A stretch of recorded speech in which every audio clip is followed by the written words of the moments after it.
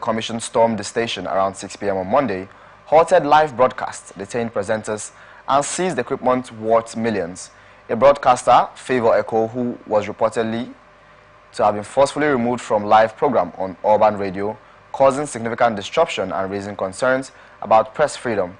In a statement issued on Monday night, the management of the radio station said they were shocked as the EFCC was yet to give an official statement why their staff were abducted and equipment seized. Meanwhile, as at the time of the filing of this report, EFCC is yet to issue any official statement why its officials stormed the radio station.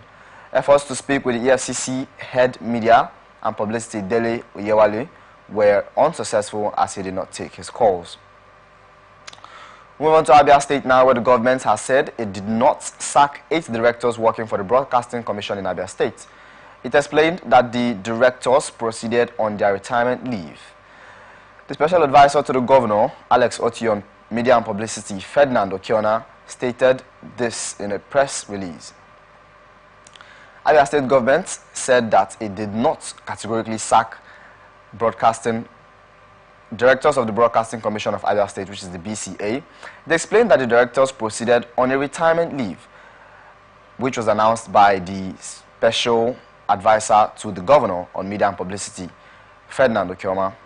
It was alleged that the state government sacked the directors who were not yet due for retirement. He added that the present administration would continue in its efforts to reform and sanitize the state civil service with a view to creating a functional and robust civil service that would outlive the present administration. In Ogun State, Governor Dapo Abiodun has approved 77,000 naira as the new minimum wage. The payment takes immediate effect. The decision was revealed after a meeting between Prince Abiodun, represented by the Secretary to the State Governor, SSG, Mr. Tokumbo Talabi, and the leadership of the organized labor comprising Nigeria Labour Congress, Trade Union Congress, and Joint Negotiating Council, JNC, to discuss the implementation of the new minimum wage. The governor, who spoke through the SSG, said, "No worker should earn less than 77,000 naira starting from this month." Prince Abiodun said his administration meant well for the people and had taken steps to ameliorate citizens' suffering. He said he was in touch with the organized private sector to take a cue from the minimum wage policy, as their workers are not exempted from the economic realities in the country, to improve the living standards of people in the state holistically. The governor further said that the private sector should enter into dialogue with their stakeholders to arrive at a commensurate minimum wage for the sector, while he would set up a monitoring team to see how it was implemented by the private sector. He said all this was to ensure that no one was shortchanged during the agreement. A 45-year-old man identified as Kazim has drowned in a river at the Odo Tente, a boundary community between Lagos and Ogun States. It was gathered that Kazim had consumed a substance suspected to be hard drug known as Colorado. The drug reportedly caused him to act irrationally, after which he ran uncontrollably and jumped into the river. Confirming the incident in a statement yesterday, the Lagos State Police Public Relations Officer, Benjamin Hudein, said, on the 11th of October 2024, about 11 a.m., a complaint reported at the Alagbado division that one Kazim, a male of a 45-year-old under the influence of a hard drug suspected to be Colorado, ran uncontrollably and jumped into the river at the Odo Tente boundary between Lagos and Ogun States. Sequel to this, the victim drowned and died. He further said detectives from the Alagbado Police Division visited the scene to assess the situation and took photographs of the deceased. When the father of the deceased was contacted, he reportedly directed that Kazim's body be buried by the riverside according to their local customs. Hudein noted that the police had launched an investigation into the incident.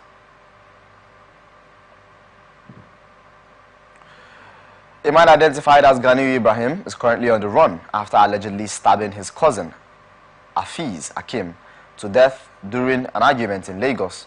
The Lagos State Police Public Command spokesperson SP Benjamin Hudein confirmed this to newsmen, stating that the altercation between Ibrahim and Akim escalated into a physical confrontation. During the clash, Ibrahim reportedly broke a bottle and stabbed Akim in the chest. Akim shared in a statement saying, "Today, being the 14th of October 2024, at about 7 p.m., a complainant reported that her son, Ganiyu Ibrahim, and her nephew, Afiz Akim, had a misunderstanding that led to a physical fight. Ganiyu broke a bottle and stabbed Afiz on the left side of his chest. The victim was rushed to the hospital, where he was pronounced dead by the attending doctor." While detectives have been mobilized to investigate the scene, Ibrahim fled immediately after the incident.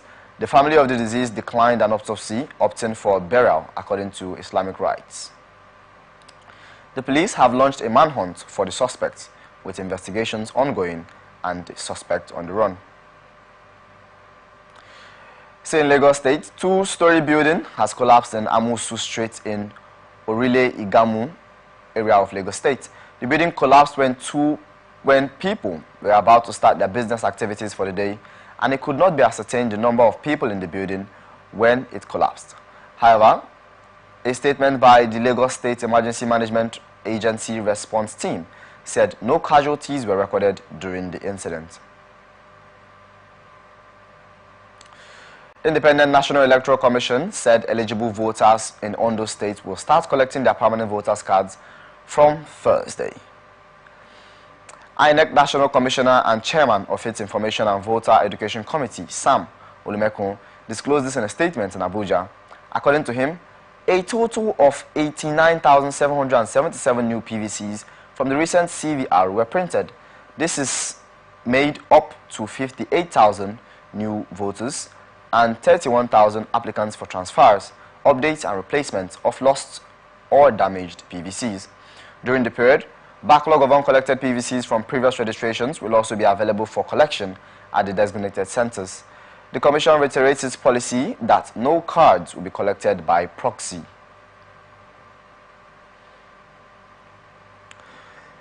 No fewer than 6 persons died and several others injured in an accident involving a trailer conveying tiles and a lorry loaded with soft drinks at Oke Elesha, Amuloko along Akara Road in Ibadan.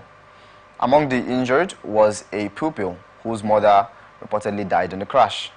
4 of the injured who were conveyed to the Amuloko City Hospital nearby included 2 primary school children treated as outpatients, while 2 with severe injuries have been admitted for proper treatment. The dead were conveyed to the hospital that was not yet ascertained.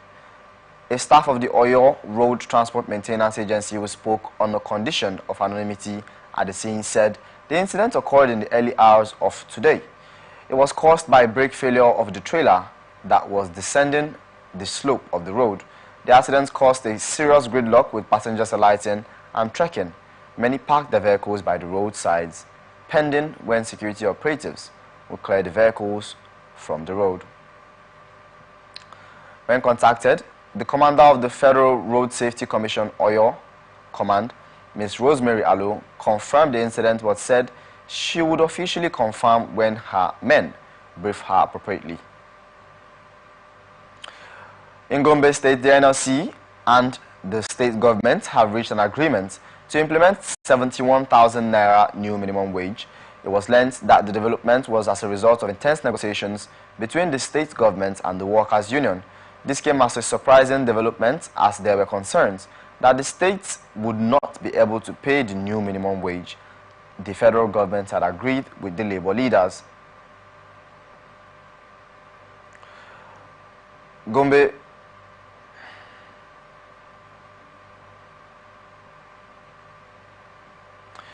Gombe State and the Nigerian Labour Congress reached the landmark agreement signing a Memorandum of Understanding, which is an MOU, to implement 71,000 naira as the new workers' minimum wage.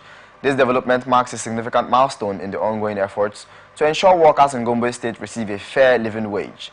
The agreement is the culmination of intense negotiations between the government and the NLC, which has steadfastly advocated for improved wages to alleviate the economic pressures faced by workers. Move on to Zamfara State, where the Independent Electoral Commission has fixed November 16, 2024 for the local government elections in the state. The new chairman of the commission, Bala Aliyu Gusau, who was earlier today sworn in by the State Chief Judge Justice Kulu Aliyu, represented by Mukhtar Yusau of the Zamfara State High Court at the council chamber of the government house. Gusau announced this while addressing journalists on the preparation ahead of the conduction of the local government council pool.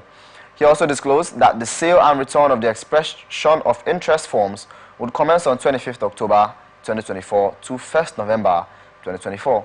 The chairman said the commission is acting in line with law number 4 of the Zamfara State Independent Electoral Commission, and it would keep the public posted on any other developments regarding this local council polls. We'll stay with Zamfara, where Dauda Lawal, the governor, has inaugurated Honorable Bala Ali Gusau of the ZASEC. The ceremony was held on Monday during the State Executive Council meeting at the council chamber, Government House in Gusau. A statement by the governor's spokesperson, Suleiman Bala Idris, disclosed that the current leadership of the 14 sole administrators will end on the 23rd of October 2024. The governor explained that he signed the Zamfara State Electoral Law amendments a few weeks ago regarding the upcoming local government elections. He said, based on the Supreme Court's recent judgment, we need to conduct elections in our local government councils. According to the signing of the amended law, the State Independent Elections Commission will announce the election timetable as soon as possible so that we will have democratically elected local government councils in Zamfara State. The Zamfara State Independent Electoral Commission is to come up with guidelines and modalities on the elections, and it is expected that we all will give the necessary support and cooperation towards the success of the exercise. The principle of fairness and justice must guide the nominations to all people in our constituencies, the governor said. The governor has also pledged that the government will take full responsibility for the well-being of families of the Zamfara guards who were killed in an ambush by bandits. The governor made this commitment at the Safe Emir's Palace during a condolence visit to the families of 9 members of the Community Protection Guards, CPG, that were killed in an ambush last week. A statement on Saturday by the governor's spokesperson Suleiman Bala Idris noted that while consoling the Safe Emirates and the families of the brave guards, Lawal said that the victims' ultimate sacrifice would never be in vain. According to Lawal, quoting him, "I am here today to express my condolences to the Emirates, people and families of our brave guards who were killed in an ambush last week. It was a tragic incident that deeply moved us. We witnessed the courageous actions of these guards who risked their life to protect their people. Immediately after I received the report, I sent a high-level government delegation led by Deputy Governor to offer condolences to the Emirates and the affected families. I assure you that these incidents like these will not stop the ongoing onslaught against bandits. We are committed to doing everything possible to end banditry in Zamfara State. The Zamfara State government will take care of the families of the slain guards. I am making this promise here, and we will ensure that we keep to it." The governor also announced donations of money and foodstuffs to the victims' families. Earlier, the Emir of Safi, Alhaji Muhammad Bawa, expressed gratitude to the governor for his consistent support and timely assistance to ensuring the safety of the people of Zamfara. In Kwara State, police has confirmed the dismissal of 3 police officers over the murder of a student of the State Polytechnic in Ilorin, Abdul Koyum, Abdul Yakim Ishola. They are to be arraigned in court very soon. The late electronic engineering ND student was killed on September 4, 2024 at the GRA in the Ilorin metropolis while preparing for his sign-out ceremony. The student union government and the management of the institution demanded justice for the murder of the student. A statement by the police command spokesperson DSP Ejire Adeyemi Toun in Ilorin said, after a thorough investigation and an internal disciplinary trial, the 3 officers involved, Abiodun Kayode, James Emmanuel, and Oni Philip, have been found guilty of leaving bit corrupt practices and unlawful or unnecessary exercise of authority. Consequently, they have been dismissed from the Nigerian police force with immediate effect from the 4th of October 2024. They will be arraigned in courts very soon also. According to the statement, this decisive action highlights the unwavering commitment of the Inspector General of Police, IGP Kayode Egbetokun, to uphold justice, professionalism and accountability across the Nigerian police force. Under his leadership, we are resolute in ensuring that officers conduct themselves with integrity, and any breach of ethical standards, particularly in cases leading to loss of life, will be met with stiff responses. Do not forget that we are open for advert placements, bookings and commercials. You can connect with us and watch us on our ATN socials, Facebook and YouTube, Atlantic Television Network, Instagram and TikTok, Atlantic TV Network 1, on X, Atlantic TV/net, on our website, stillatlanticnetwork.tv. Move on to a different story now, where the President, Bola Ahmed Tinubu, on Monday explained why some of his administration's policies, decisions are painful and unpopular among most Nigerians. The President called for increased cooperation among government agencies, the private sector and international partners to boost economic growth, to enhance competitiveness and maintain stability in the country. The President made the call while speaking at the 30th edition of the Nigerian Economic Summit on Monday. Speaking at the event, Tinubu, represented by the Vice President Kashim Shettima, outlined his administration's renewed hope agenda, which was designed to create an environment that fosters sustainable economic growth and shared prosperity.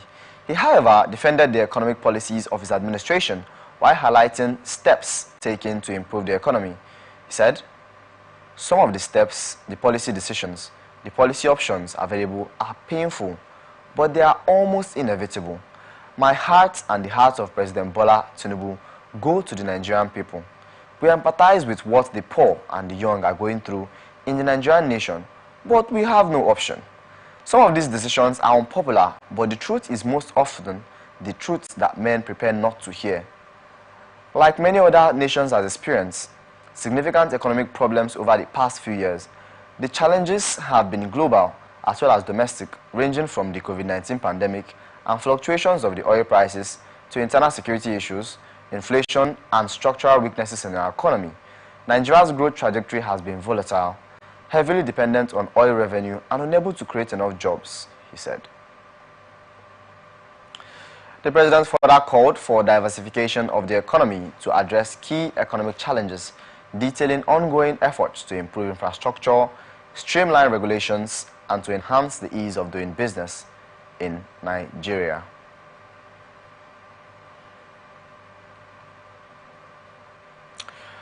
In a statement posted on X, the Special Advisor to the President on Information and Strategy, Mr. Bayo Onanuga, stated that the African Regional Group nominated 5 countries, namely Benin, Gambia, Kenya, DRC Congo, and Ethiopia, for the 5 seats allotted to the continent. He said this move eliminated the need for an election, that there was no competition in the African Regional Group, as the continent fielded the same number of candidates as available in seats.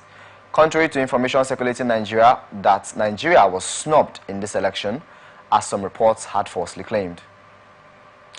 The regional bloc endorsed Benin and Gambia, both members of the ECOWAS, for the 2025-2027 term. Given Nigeria's continued leadership in fostering African unity, the nation focused on supporting and endorsing candidates to promote collective African representation. This has been the hallmark of President Bola Tinubu's leadership on the continent.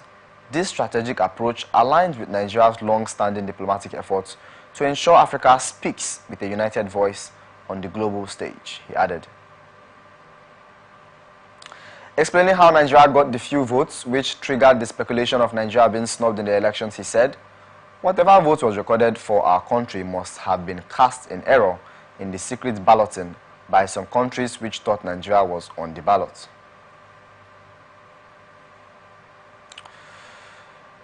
In a different story, President Bola Tinubu has asked the Methodist Church in Nigeria to remain steadfast in prayers for their communities, the nation and her leaders, saying that their prayers remain a source of strength and guidance.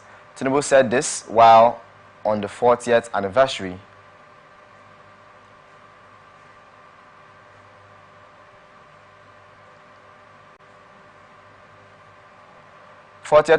celebration of church service of the Abuja Archdiocese of the Methodist Church, held at the Methodist Cathedral in Unity Wuse Zone 5 on Sunday, represented by the FCT Minister Yesum Wike.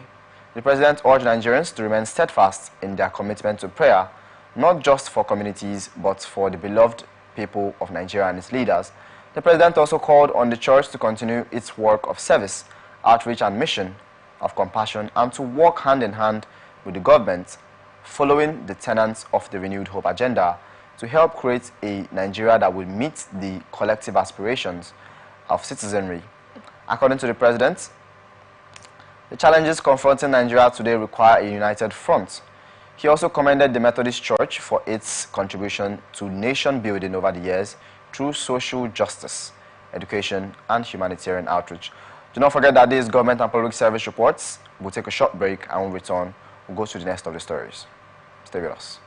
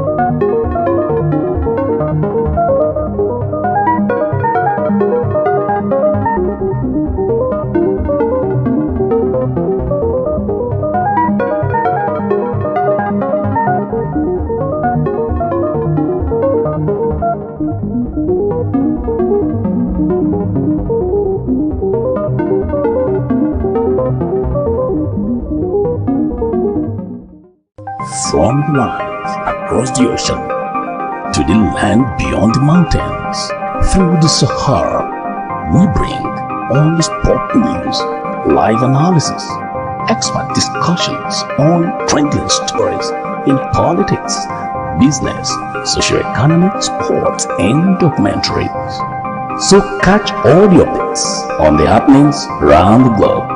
Stay focused on the fact today. Only on ATN.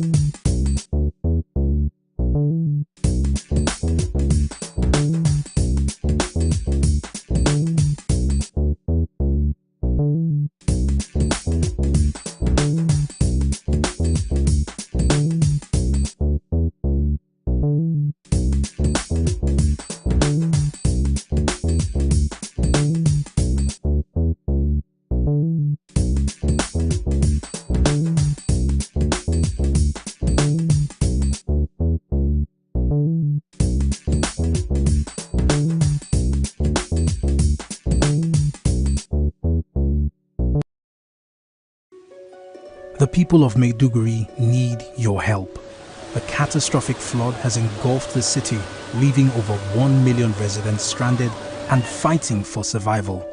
Entire communities are submerged, with people trapped inside homes and on rooftops cut off from food, clean drinking water, and essential supplies. Health experts are warning of a potential outbreak of deadly diseases, and medical facilities are out of commission. The situation is dire. Helicopters, boats, and high-riding trucks capable of navigating the treacherous, waterlogged areas are urgently required to reach the countless men, women, and children still awaiting rescue. The Nigerian media is issuing a desperate plea to the government, humanitarian organizations, international actors, and citizens across the nation. Step in now, before it's too late. For more information on how you can help, contact Professor Usman A. Tar, the Honorable Commissioner for Information and Internal Security, Borno State, on 0809-233-3955. Every second counts. This is powered by Atlantic Television Network.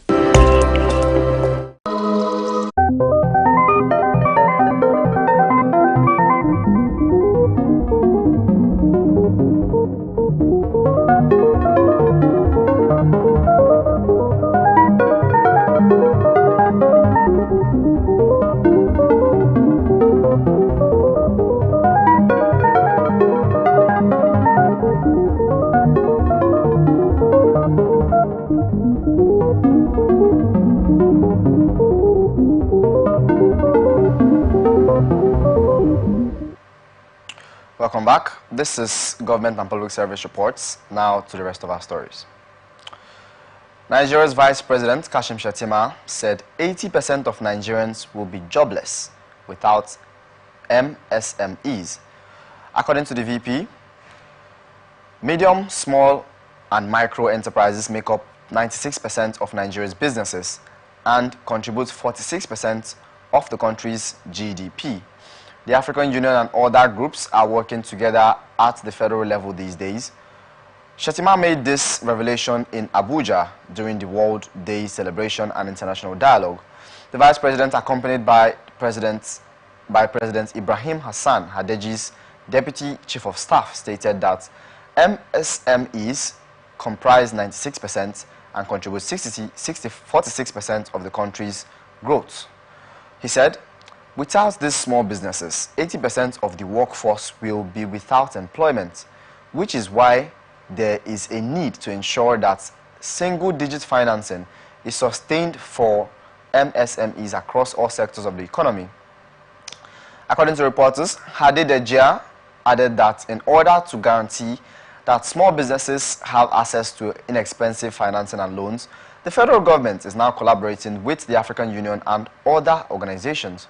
Also speaking, Dr. Monique Sanzabangwa, the Deputy Chairperson of the African Union Commission, announced that by 2030, the AU aims to unlock $100 billion for women and youths in MSMEs so that they can access different markets and job opportunities.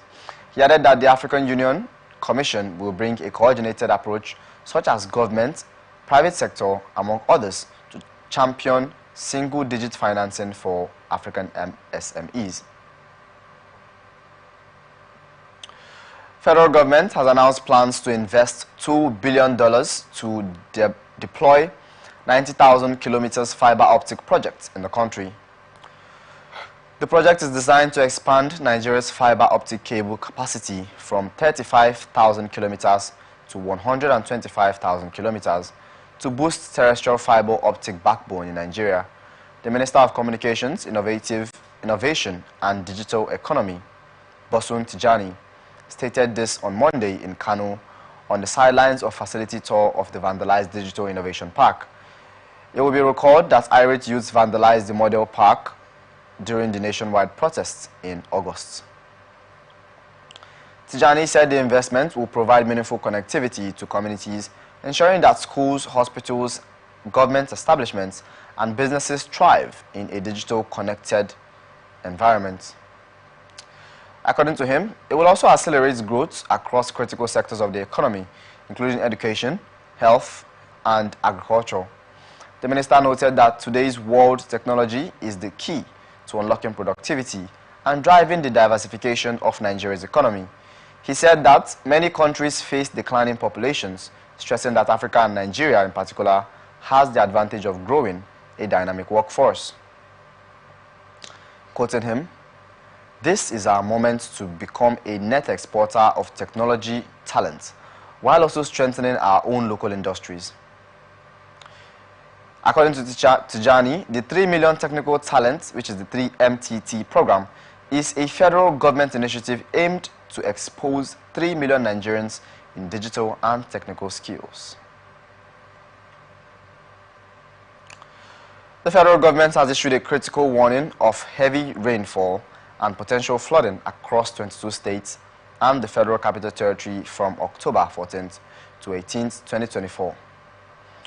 Communities in flood-prone areas, particularly along rivers Donga, Benue, and Ogun states, are advised to evacuate due to rapidly rising water levels. In the National Flood Early Warning System Center has identified specific regions at high risk. The organization urged immediate preparedness to prevent widespread damage and loss. The federal government has issued a warning for 5 days of heavy rainfall across 22 states and the Federal Capital Territory for potential widespread flooding in the affected areas. This prediction, shared on Monday by the National Flood Early Warning Systems Center under the federal government Ministry of Environment, calls for immediate action from communities in flood-prone areas. The forecasts will be covering 14th to the 18th of October in various states of the country.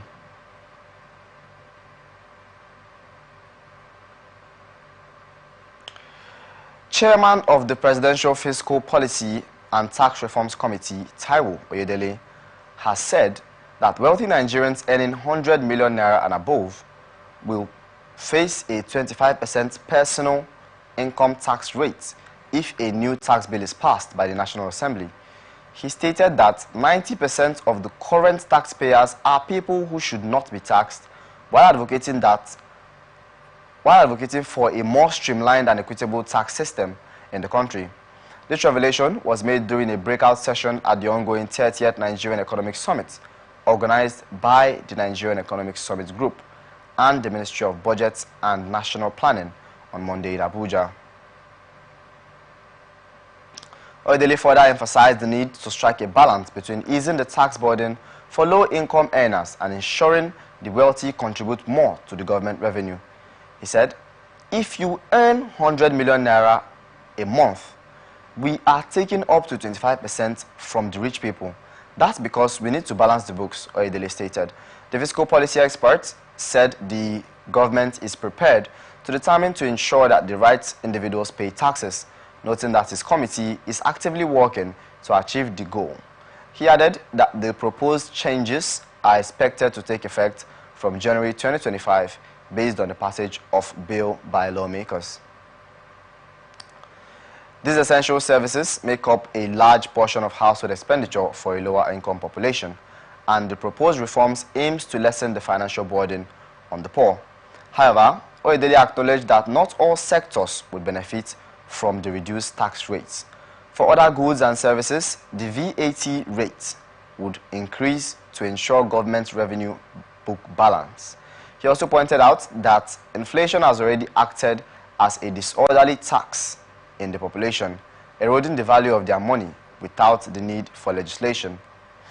In addressing concerns over tax incentive and waivers, Oyedele urged that indiscriminate incentive harm the economy and that removing unnecessary incentives will relieve the business sector without costing the government revenue. We cannot give all the incentives you are asking for. We think the biggest low-hanging fruit is removing these incentives, and that's exactly what we are doing, Oyedele concluded. Striking workers of the National Agency for Food and Drug Enforcement Administration and Control, NAFDAC, have warned that the ongoing industrial action now in its second week could put public health at risk in form of substandard products, as well as cause congestion at the ports.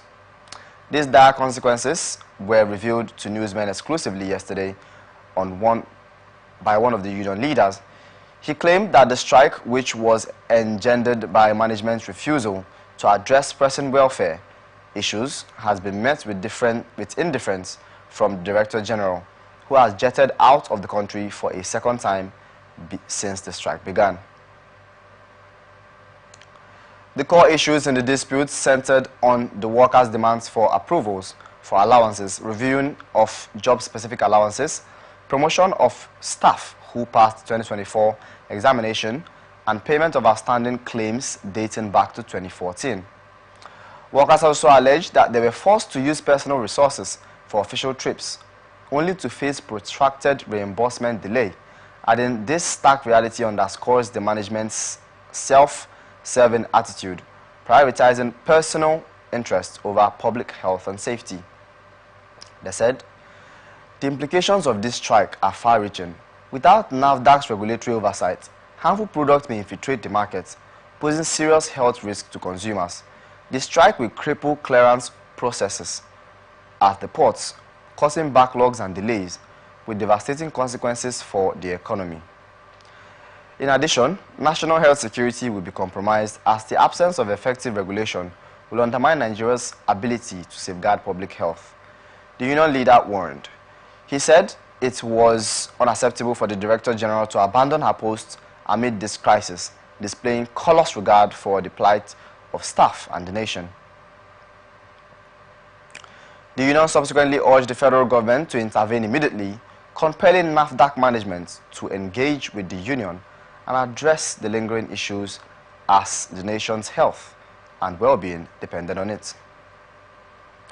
Analysts have opined that when it comes to important roles and positions that pertain to the African continent and organizations like the UN, Nigeria should be at the forefront. Speaking on Atlantic Television Network, Atlantic Blowout, socio-political analyst Ambassador Ekie, and asked that Nigeria, as a major African country, be given prerogative in organizations that influence the policy making of the African continent.